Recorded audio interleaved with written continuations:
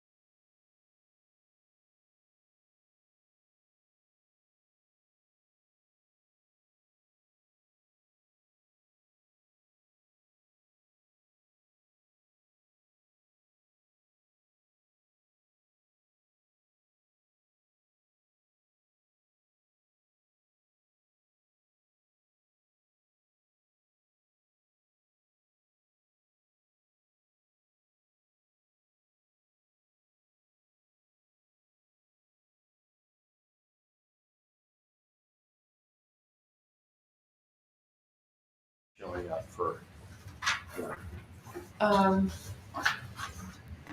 So I'm just gonna leave this slide up for the introduction, okay? And then you can come over and start it. Well, hello everyone. Welcome to the Morgan State School of Architecture and Planning Spring Lecture Series. We have Jenni Minner today, who's speaking on how visions of carbon neutrality can address equity and injustice. Just a personal note here, how I met Jenni at a historic preservation conference in, I think, 2017. Sat down at the lunch table with her, found we had a lot in common. She graciously came down to SUNY Alfred State, where I was teaching, to do a guest lecture for my historic preservation studio, and we just kept loose contact, I guess you'd call it, since then. And when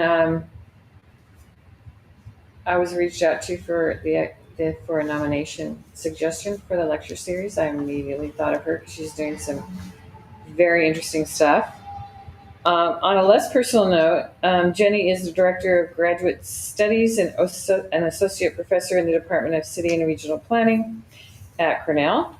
And she directs the Just Places Lab, a transdisciplinary platform for research and creative action centered on community, memory, imagination, and the just care of places.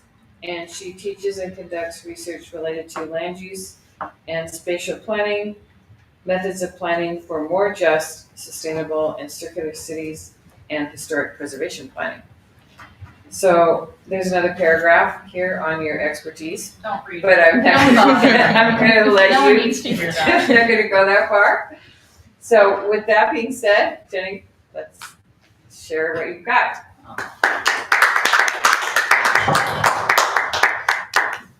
Thank you so much, Betty, for the invitation, and thank you to Morgan State School of Planning of Architecture and Planning for inviting me and hosting me. It's really been fascinating to visit Baltimore, and I'm very pleased to be here.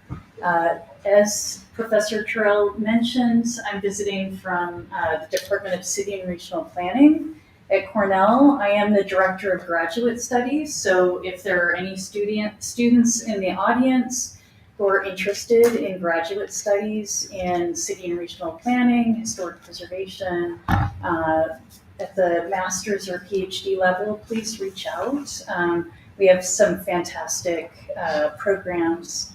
And I'll be speaking about research within the Just Places Lab, which is a faculty research lab, but it's really driven by collaborations, and several of the projects that I'll be talking about today actually don't just involve students, they're driven by students in the lab. So I'll be speaking first about what I'm not speaking about, which is a little peculiar, but I'd like to share a little bit about the mega events research, and I'll be speaking about Crowd and Kurtawai, which are two collaborations. And within the Just Places Lab, there are students at the undergraduate, the master's, and the PhD level, and also high school co-researchers. So I'll be speaking about that as well. So some of my research has to do with mega events, such as expos, and more recently the Olympics, thinking about the large urban footprints that they make, questions of preservation. These are massive events that reshape cities, and we've been in the lab looking across multiple sites, from the Seattle site, New York's Flushing Meadows, to other sites such as Shanghai. Hemisphere was the first, or perhaps second site that I was most fascinated with. This was in San Antonio, Texas, and was the site of a vibrant neighborhood pre-1968 when the World's Fair was hosted. That neighborhood was actually displaced to make way for the expo. These are some haunting images from the archives that speak to the buildings that were removed for the World's Fair, and you see really haunting images of children playing, of vibrant local businesses that were displaced for the fair. And this is actually a common phenomenon that continues today with sometimes thousands of people displaced for these events. So if you're interested in that research, please reach out as well. What I'm going to be talking about, though, in more detail today are really collaborations. So with the Crowd Network, I'll speak to the origins of that. Curta Y, which is a Research to Action youth project, and then a project with Dr. Jocelyn Poe and her new reparative praxis lab. She's an assistant professor who does really amazing work that has to do with reparative planning, the Circular Construction Lab, and the Susan Christopherson Center. So how many people in the room have visited Ithaca, New York? Amazing, more people than I was expecting. So this is a view of College Town, and in the background of this image, you can see Sibley Doan, the Arts Quad of Cornell University. So my story begins really in College Town with a series of demolitions. So during the pandemic, everything slowed down, it seemed, except for the demolitions that were really continuing and kicking off right at the doorstep of Cornell University. This is one site that at the time I was on the Ithaca Landmarks Preservation Commission. We had voted to designate this a landmark. Unfortunately, that was overridden, and this is really one of the buildings that spurred Crowd's development. It displaced two across the street a local business, which is still around, but it was a sort of tragic loss. So in the wake of this and other demolition activity, we started Crowd, which is Circularity, Reuse, and Zero Waste Development. It really began in 2012 environment, bringing together preservationists, planners, architects, policymakers, reuse professionals, and a couple of university labs, including my own. And it's really a movement to support building and building material reuse through deconstruction and preservation. And prior to the demolitions, or really sort of going on around the same time, the city of Ithaca had adopted a Green New Deal resolution to achieve carbon neutrality community-wide by 2030 to ensure that the benefits are shared among local communities to reduce historical, social, and economic inequities. And Ithaca's sort of punched above its weight in terms of electrification, but thinking about the embodied carbon within buildings wasn't really on the radar at that time. So our group was beginning to organize to say, deconstruction offers a means to address public health impacts of demolition, to create green jobs, and that spurred some exhibitions that we created, some policy and practice recommendations, and again, going back to College Town, it spurred early on some work by my colleague Felix Heisel and Finger Lakes Reuse, which is a really amazing reuse organization within Ithaca. And these buildings were slated to be just demolished, which is business as usual. Instead, this kicked off a project to demonstrate deconstruction. And this is an image showing systematically taking down one building of 11 within this neighborhood, and then there was a community salvage effort. So what I want to do now is just show a brief clip from this video, which will give you, I think, a really fantastic view into this project and also a great argument for deconstruction. And I also want to acknowledge that here in Baltimore, I know that there is work to adopt a deconstruction ordinance. So let me go ahead and show a few minutes of this. The built environment is one of the key players in climate change. Buildings are responsible for 40% of carbon emissions globally. And so we have to change. This is not a question. The question is, how do we change and how quickly can we change? That is the question.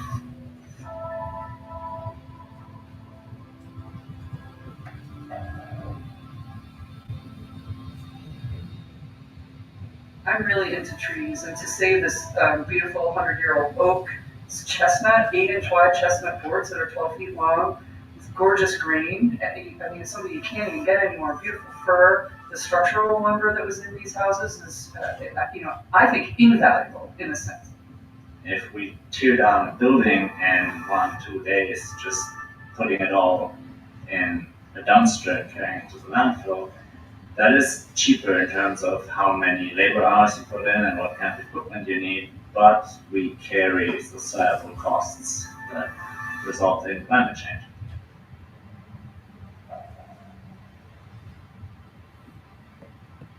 So I'm gonna pause there and encourage you to watch the rest of this video. It gives you a sense of what happens in College Town, and I think a very good argument for reasons to deconstruct.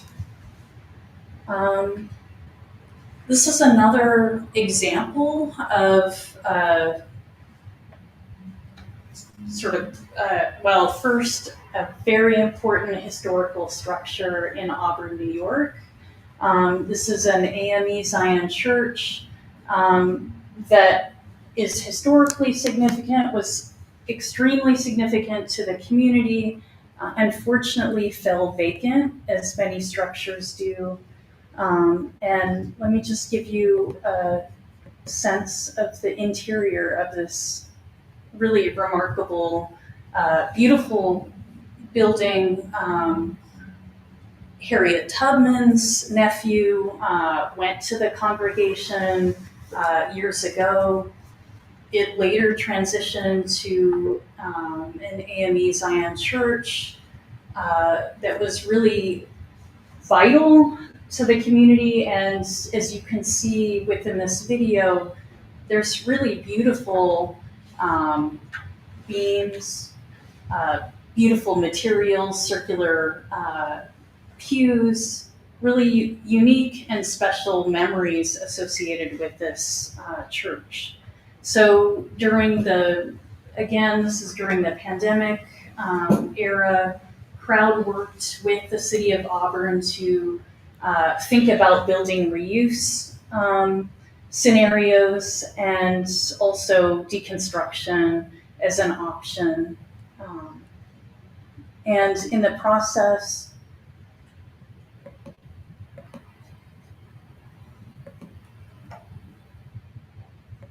the Circular Construction Lab, which is, again, a collaborating lab within Crowd, measured the church, used special LiDAR technology to scan it and to understand the carbon equivalencies of the materials and just the amounts and types of materials. And we were able to find a receiving site. So this is a really important part of deconstruction. Not just taking down a building, but figuring out where the materials can be repurposed. And in this case, Cuba International is an organization in Ithaca, New York. and has a really special quarter acre for the people program that provides access to local farmland for local families, especially of African and indigenous ancestry, as well as to refugee families who have been historically displaced. It's a really amazing program, and so if you can imagine this flow of materials from an AME Zion church to quarter acre for the people, this is, I think, a really beautiful idea for the transfer of materials. Unfortunately, that's not what happened in this case. The city of Auburn proceeded with an emergency demolition, and the beautiful wood and bricks were all thrown away. Maybe stained glass windows might have been saved by the contractor. But however, out of this tragedy came renewed action. So this April, later in the month, the city of Auburn, New York City Council will consider a resolution that is supportive of deconstruction and reuse, and the Circular Construction Lab continues to work with Cuba International on ideas for using reclaimed materials, hopefully from other sources that are just as significant. And so that image of the beautiful bricks and the wood beams, those are just a drop in the bucket when you think about the rest of the construction and demolition debris that is associated with infrastructure and from buildings. So what we've been trying to do within Crowd is to work toward a circular economy. So moving from a system where you extract materials, then manufacture building products, then construct buildings. They live sometimes very limited lifespan, and then are thrown away at the end of the building life. Instead, working toward a more regenerative system, more like an ecology where you continue to use materials at their highest use for as long as possible. So embodied carbon, again, it refers to the greenhouse gas emissions arising from manufacturing, transportation, installation, maintenance, and disposal, or hopefully, we continue to reuse that embodied carbon. So this is a building reuse waste hierarchy, where we encourage first looking at building maintenance and preservation, then other options to extend the life of buildings beyond that, like adaptive reuse or even moving buildings. Deconstruction, then at the end of a building's lifespan, is a good option. And then you have recycling and demolition and landfilling, which are the least preferred options. So these are, again, illustrations of those different moments on the building reuse hierarchy, from preservation, moving buildings, extending them, retaining elements in situ, and deconstruction. And we've put out a local government policy guide about deconstruction. We've done exhibitions. Locally, we've produced a Wasted Imagination tour, which is a pocket tour with an app-based tour where you can look at opportunity sites throughout Ithaca, both examples of where preservation and deconstruction has been demonstrated, and also opportunities lost, which is a wasted imagination. So in all of those efforts, I think one of the most significant projects to come out of Crowd is student-led. So this is Cornell Undergraduate Research to Action, which was founded by Naji Abdul Jalil and Alicia Starr last spring, within my lab. And this comes out of some other work that we've done in the lab and in my classes, building educational kits, thinking about creative placekeeping and artistic expression, and follows this really amazing project, Dreaming on Hudson. There's a video on my lab website if you want to learn more about that. That was creating a curriculum for high school students that is focused on mapping, and that's the work of Kellen Cooks. So Najee's project, to start Curta-Y, the idea came out of hearing about crowd, getting involved in the Just Places lab, and then connecting his previous experiences in Reno, Nevada, to think about ways of engaging high school students in their own communities using a technique called Photovoice, which I'll talk about in a minute, and really provide high school students with the opportunity to work on their communication skills and to learn how to speak to policymakers in their community. So this is Najee. Here he's signing paperwork for one of the 6 grants that he and Alicia were able to raise. And again, his experiences came from Nevada. He worked on a project called Research for Change, in which he and other high school students went out into their community, took photos of community needs, and then used Photovoice to really examine what should happen. So this is an example where there was a missing sidewalk in the community. There had even been a fatality.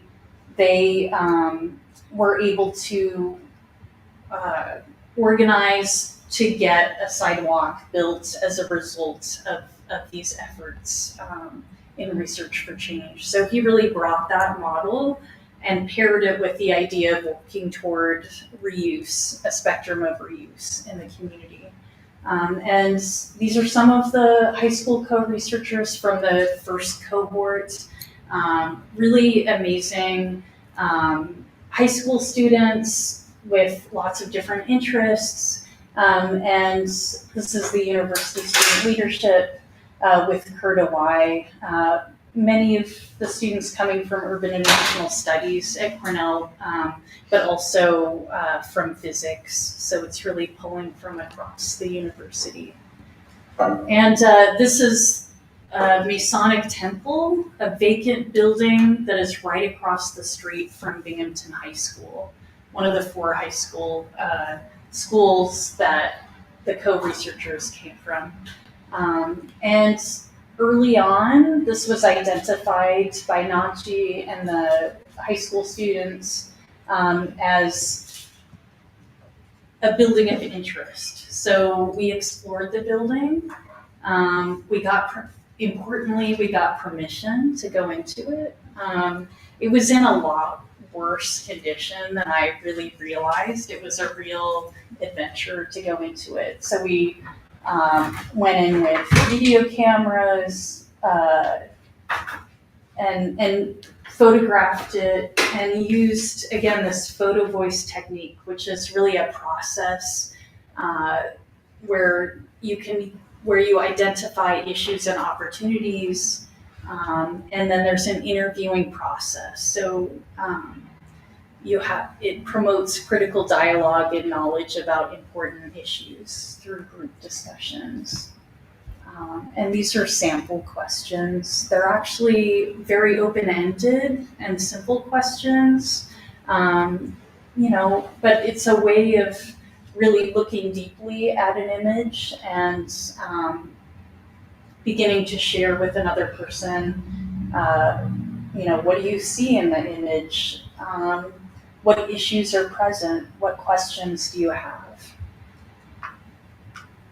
This is a work session in which we were using Photovoice and Miro to create a board of images in the interviewing process. And then we took drones, and Ding Hun, who's a graduate student in my lab, and I demonstrated using the drones and taking images of the of the building. It was really fun. I love drone photogrammetry, actually. Have it right that way. And here Ding Hun is demonstrating how you take the drone images and improve 3D models. This is a different building in Binghamton, another vacant building. And this piqued a lot of interest too among the high school co-researchers. We wanted to visit that site as well, maybe next fall. And then Andrew Bogosian from the Circular Construction Lab demonstrated how to use ScanR, which is, it's a LiDAR-based technology, so the LiDAR within phones. And they scanned the building, and then it brings the data, and then you could bring the different components into the spreadsheet. So it has information about the roof, exterior walls, interior walls, and basically you can translate it into statistics that policymakers can understand. Like how many dumpsters would this fill? How many acres of forest per year would it take to sequester the equivalent amount of embodied carbon? How many times could you drive around the globe on the equivalent amount of embodied carbon? So that's 790 times around the Earth. So it gives you a sense of how to translate the building materials into a sense of just mass and worth. And so as a next step, we then took the drone images and other photographs and collaged to come up with, okay, what could happen with the building? Could it be preserved? If so, for what? If it were deconstructed, what would we use the materials for? And some really amazing ideas came out of this, like using the building for BOCES, which is a vocational training program, and the building could be used to house the materials. It could be used as workshop space, or the materials could be used for a bridge that connects the communities. Was another idea. So this video is showing a zine, which is sort of like an alternative publication that it basically shows some of the statistics around the carbon equivalencies and the amounts of material in the building. It shares some of the ideas that the high school students came up with, and the idea is we can mail it to and email it to policymakers and other contacts, and it folds it to a model. So this was the conclusion of the first cohort. We're now going into recruitment for the second cohort of students participating in CUR-to-Y. And so it's just this continual renewal of student leadership at Cornell and high school students in the community. So we hope to continue to deepen the work in Binghamton. And yeah, this was supported by multiple grants and is a really fun project. And out of that project, Naji and Kellen and I have created an interactive workshop that is about demolition and circularity, waste imagination, and dream mapping. which was a part of the freshman class creating justice. Okay, so just one more project to talk about, and then I'll be excited to get your feedback and any questions. This is the Embodying Justice in the Built Environment, Circularity and Waste Workbook. So I don't know, I'm a little bit old, so when I went to elementary school, we had workbooks where you would like work through problems. This is sort of a similar idea, but it's really for local governments. And this is, again, it's collaborative research. So there are researchers in my lab with the Reparative Praxis Lab and the Circular Construction Lab and the Susan Christofferson Center, which is really an important part of Crowd, who have been working on this project. And it's was funded through the Carbon Neutral Cities Alliance, which is a global nonprofit that works with cities from Yokohama to Amsterdam to Boston. I don't think Baltimore yet, but Seattle, Washington, D.C. And they were really interested in how to think about justice and equity, and had reached out to the Just Places Lab. And so what we did, and really a lot of this came out of the work of Dr. Jocelyn Poe. I can't emphasize that enough. She's really important to this project. So we took what the Carbon Neutral Cities Alliance's city policy framework. We focused on waste and circularity because that's where we've been doing a lot of our work. And we realized that their cities within the CNCA and local governments, they have a pretty good idea of what to do with policies around embodied carbon, but those don't really address justice. So the idea was to create a resource for local governments to sketch out what the considerations are for justice when dealing with embodied carbon, and to produce a general guide that would be useful. So this looks a little bit technical, but this is basically a series of questions attached to different moments within the circular system. So alternatives to demolition, thinking about justice at the point of building maintenance, thinking about it in terms of deconstruction and salvage, in terms of demolition, and then in new construction. And this follows building life cycles. So in a building life cycle, you have, and again, raw material extraction, transportation to manufacturing.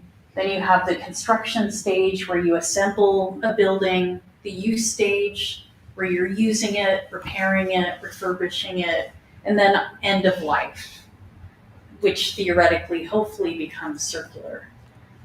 So we've been looking at each of those moments, and the W's are in that policy framework, and the J's are justice considerations.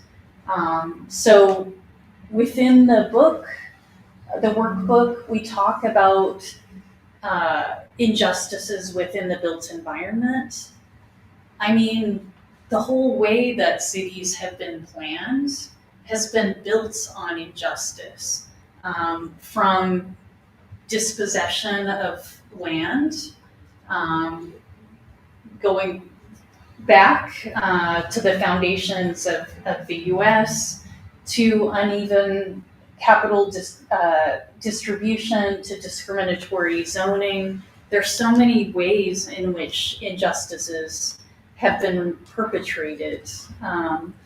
Redlining is another example, and in your classes you may have taken a look at, this is a really important resource, American Panorama, which makes redlining Hulk maps available. So this is an example of Baltimore, Maryland's Homeowner Loan Corporation map, which maps the city based on risk. And it was predominantly based on race. So where you see whole areas of Baltimore, and this is the same in cities across the US, where you see red areas and yellow areas, these areas were denied capital that would go into construction, that would go into loans to purchase homes to improve them and businesses. This is another example, the history of demolition and displacement associated with urban renewal. And this is another really important map that shows displacement effects.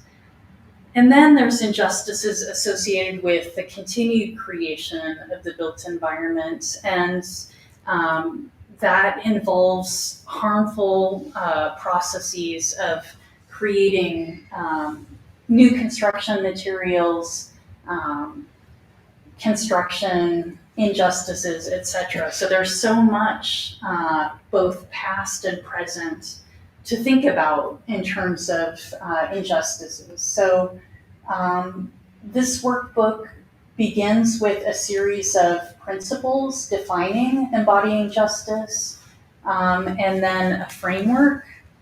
The principles of justice, justice is reparative. It concerns itself with making right what has been wronged, reconnecting what has been broken, and balancing the imbalanced. It's fair. It equitably distributes social, cultural, political, economic, and environmental benefits and burdens. It's community-driven. It centers historically oppressed and marginalized communities in a collaborative and inclusive process to move toward just futures. It's placed. It's grounded in the specific community context in which it's invoked. It's not just something abstract, and it's not a singular endpoint. It's a continual process of reflection, acknowledgement, and action. So the justice considerations are broken out into community impacts, economic impacts, labor and workforce, historical context, community engagement and involvement.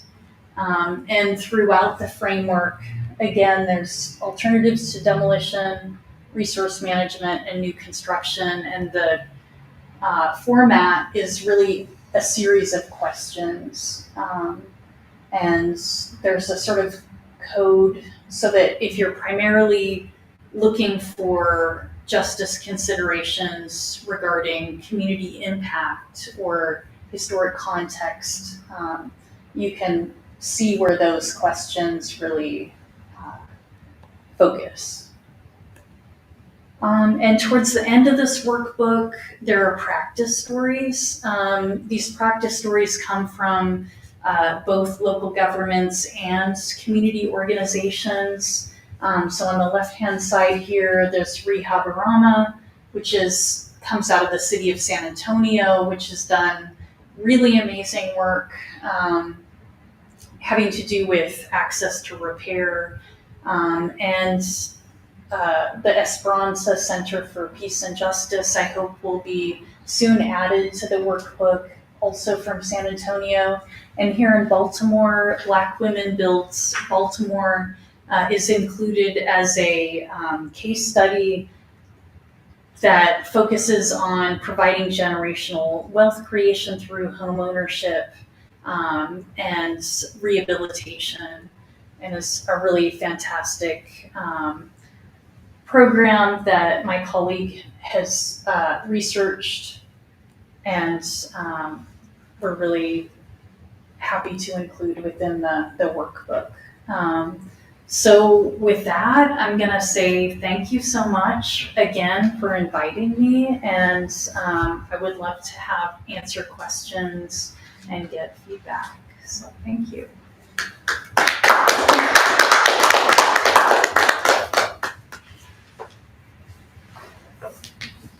Jennifer, I've got a question. I'm fairly recently moved to Baltimore, but what struck me first when I first came to the city was the enormous quantity of row housing that was shuttered, boarded, vacant, or in bad repair.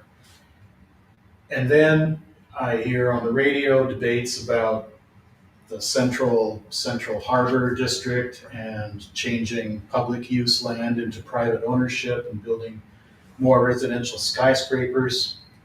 I'm wondering, have you encountered a problem where perhaps a public-private partnership could subsidize development or redevelopment, rehab development of all of that incredible housing stock that is within that redlined area, still close to the CBD, and not necessarily a brand new 40-story skyscraper? Is there private funding for any of these works? Is that possible? Is it something that's been looked at?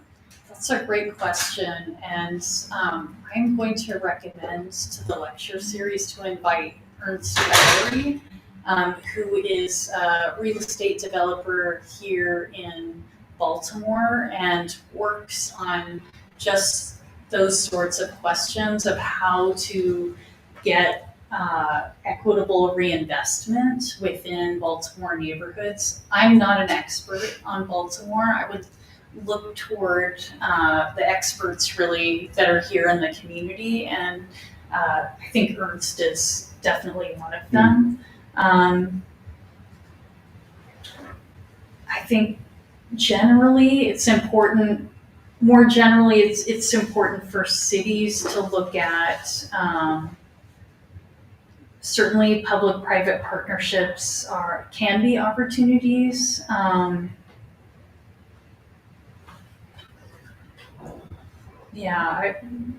In light of the work on justice and equity, I would ask questions, I guess, about how that investment occurs. And I'm also reminded that I read a very good book by Aaron Passell that talks about the role of preservation in Brooklyn and in Baltimore, and I would recommend that book as well. He's on my list for writing to this. He is. Yeah. We didn't do it this year. There's always next year. Yes, there will be a lecture series next year. We can invite him to that. Well, I'm not actually familiar with the exact topic that another pair of presenters at this series has, but Razak and Boone are developers from architects and developer consultants from Philadelphia, and Alan is familiar with an education program virtually set up by a series of Black developers in Philadelphia that specifically mentor young aspiring real estate professionals into the development process, literally by taking them by the hand and showing them exactly how to do it. That seems like a really remarkable program, if nothing else. It's called Black Squirrel. Pardon me? It's called Black Squirrel. Black Squirrel, thank you, yeah. So, young man, you had a question during that. Yeah, the program or the app that you had called, it was like you scanned with your phone or something and it showed you the materials of the building. Yeah. What was that called? It's called ScanR. So if you just Google Cornell Circular Construction Lab, I believe that it's a free open source app and that it works with Rhino. Thank you. That's totally cool. So wonderful presentation of lots of interesting and compelling, mostly small bore projects that go against the grain of decline and the grain of way we build and destroy Yeah, the our loss of cities, the right? AME was heartbreaking. And I was very happy to see that Masonic temple in Binghamton still standing. I used to live 2 blocks from that Masonic wow. temple when I was a senior at SUNY Binghamton many decades ago. And in fact, there were concerts in that particular building then. I'm glad it's still standing. I hope it stays standing.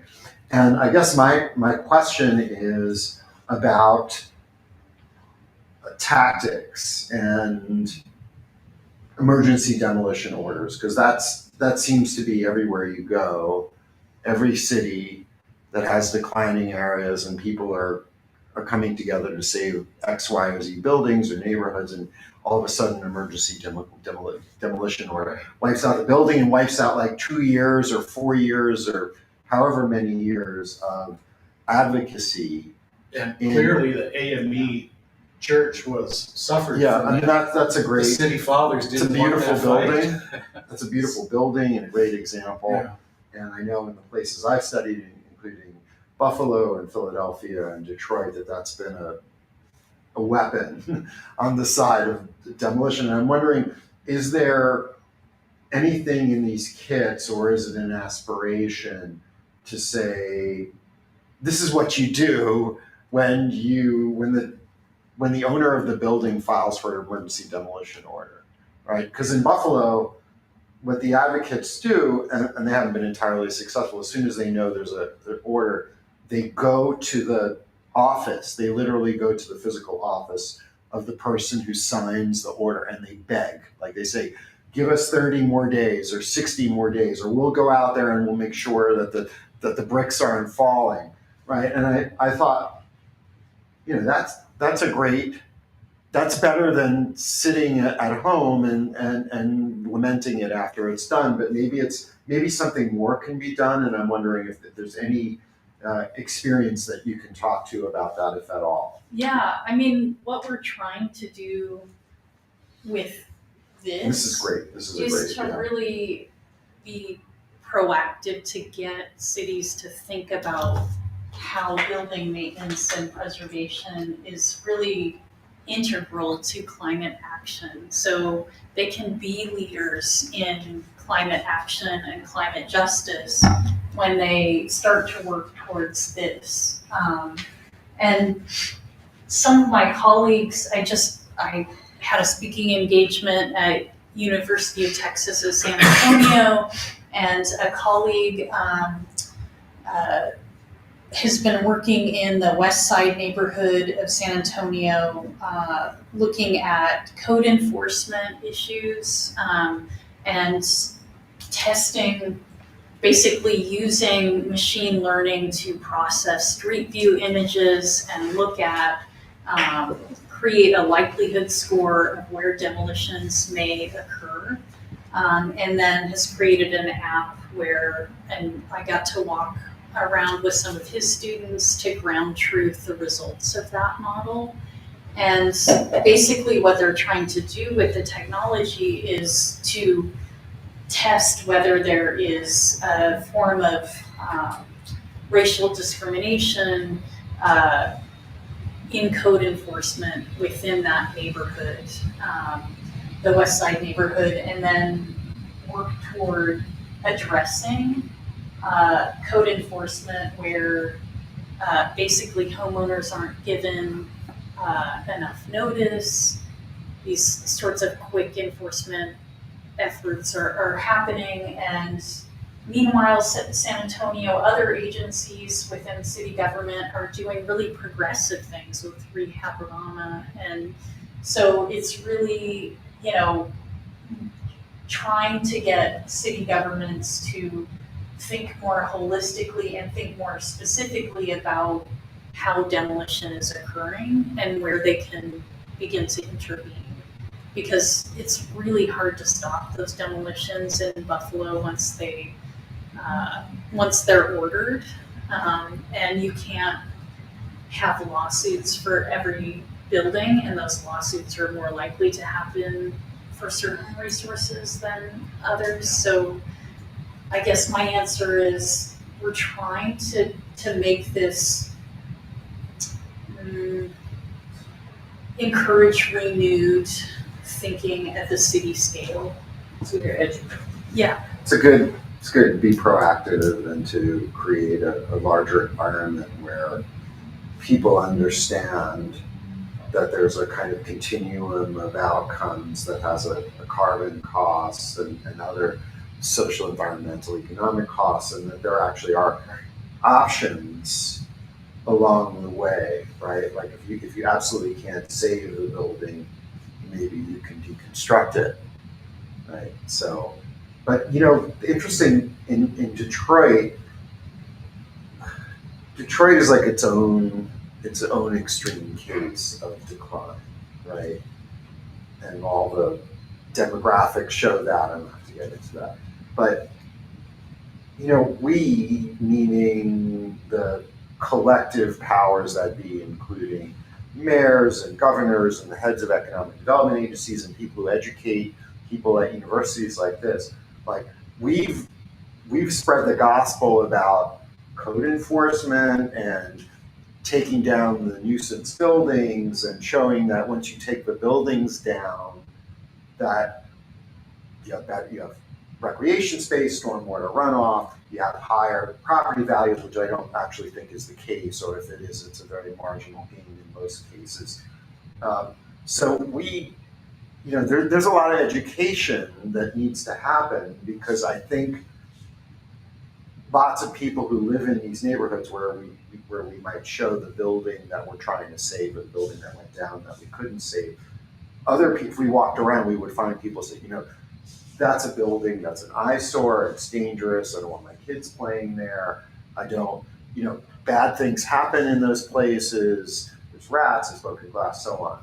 So I like this because we have to change that narrative. We're complicated if we want to preserve historic buildings, if we want to preserve historic neighborhoods, if we want to keep the things that define Buffalo or Pittsburgh or Baltimore or Detroit intact. So I think we have a long way to go, and I'm glad that these kits are going to politicians, and I hope they go to everybody, people in school, community leaders, and so on. So it's good stuff. Thank you for your presentation. It was great. I have 2 questions. Can you tell me a little bit about your funding sources? I'm curious about your funding sources for the projects that you're doing. The other thing I wanted to find out too is the high school students in particular that participated in the program, is your program creating pathways to Cornell for them? I'm just curious. Have some of them ended up in Cornell, or, are you tracking where they are? I hope so. I don't know yet, but that is a hope. That wasn't the intention of creating the project. It just really came out of Najee's vision, and he knew that Binghamton had a high proportion of communities in need and was compelled to, and I'd done,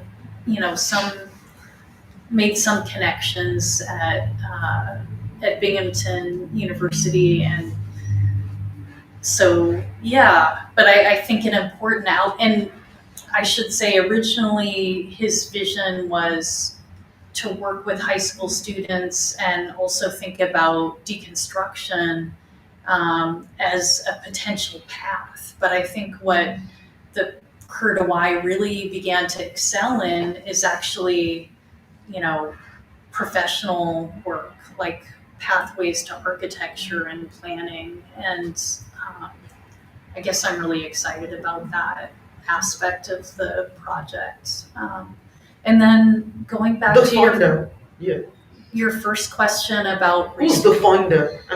Which agencies fund your work? And I'm curious to see where you get your funding from. Yeah, so for this first cohort for Kurdawai, it's all small internal sources of funding at Cornell. And we're going to start to look outside of Cornell for additional funding. it's really on a shoestring budget, but an important component of that is that the high school students are paid a stipend to participate. So that was also coming from the Research for Change model in Nevada. And I think a really important part of that project.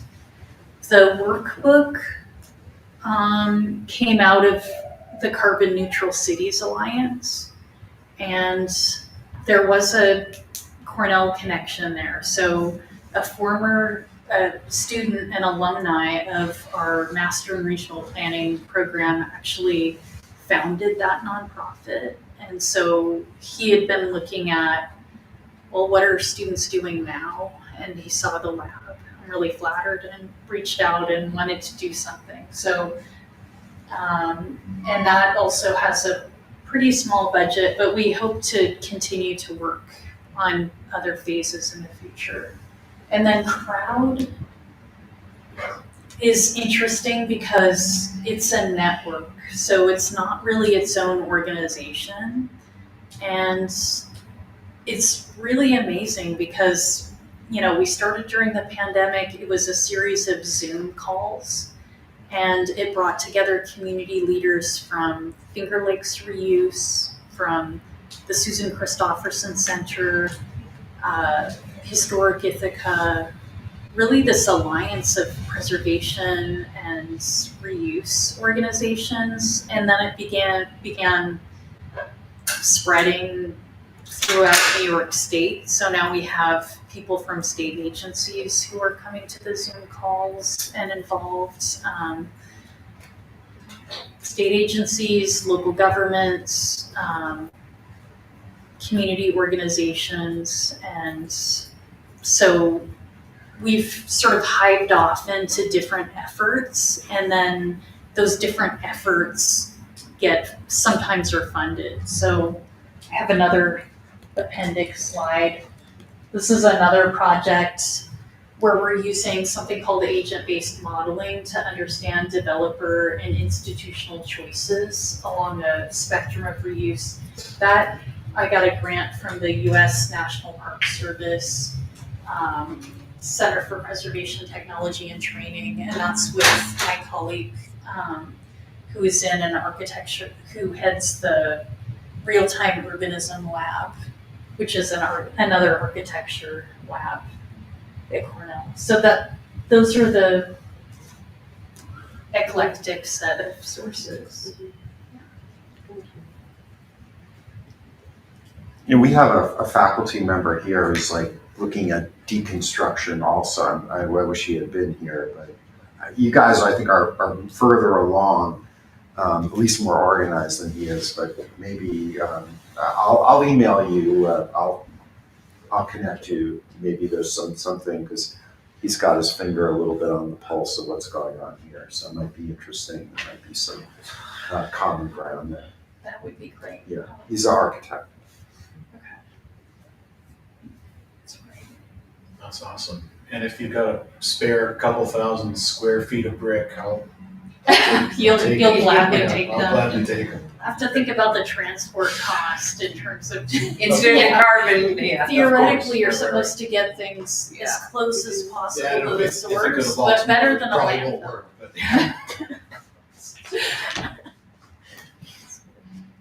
that's great.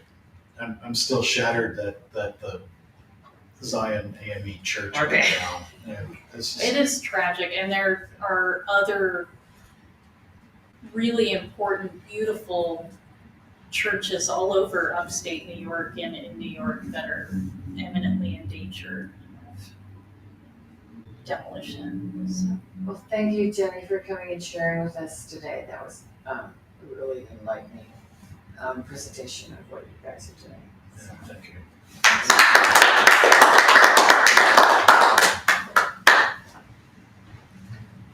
Did they take that board out?